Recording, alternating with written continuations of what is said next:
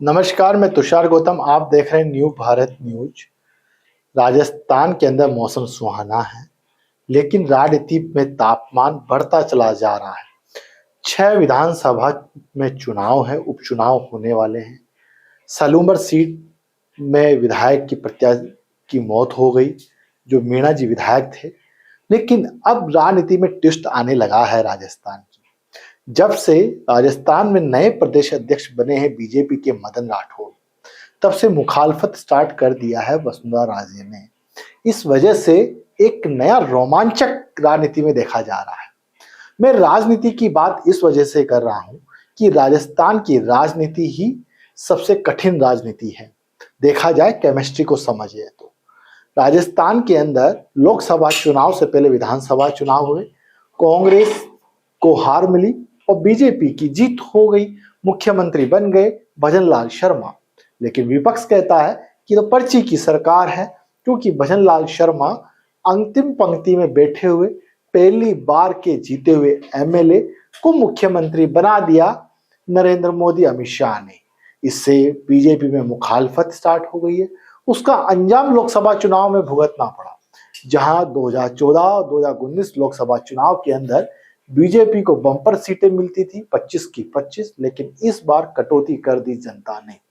वो इस वजह से कर दी कि राजनीति के अंदर जातिगत को साधना जरूरी है।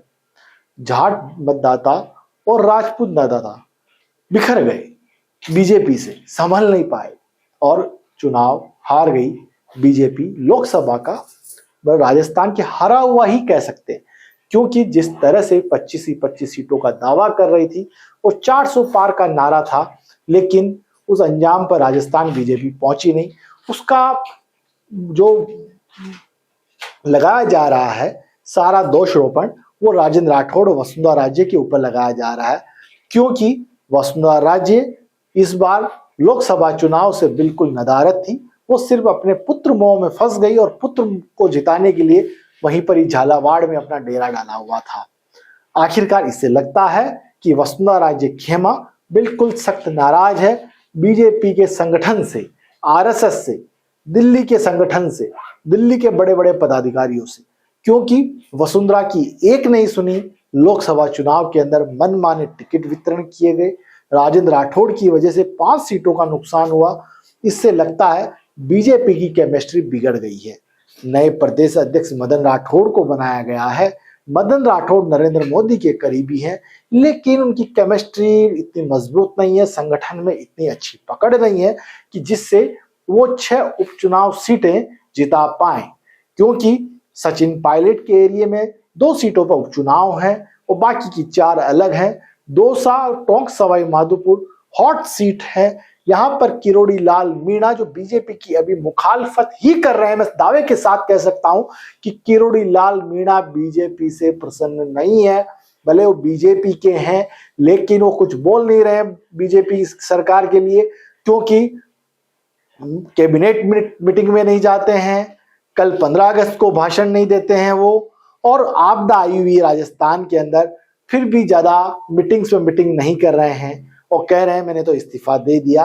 लेकिन फिलहाल अभी 1-2 दिन से मीटिंग्स कर रहे हैं। क्या मदन राठौड़ ने उनको मना लिया? लेकिन किरोड़ी लाल मीणा का जादू अब करौली, दौसा, सवाई माधोपुर, लालसोट की तरफ खत्म होता जा रहा है, ऐसा लोकसभा चुनाव में पता लग गया।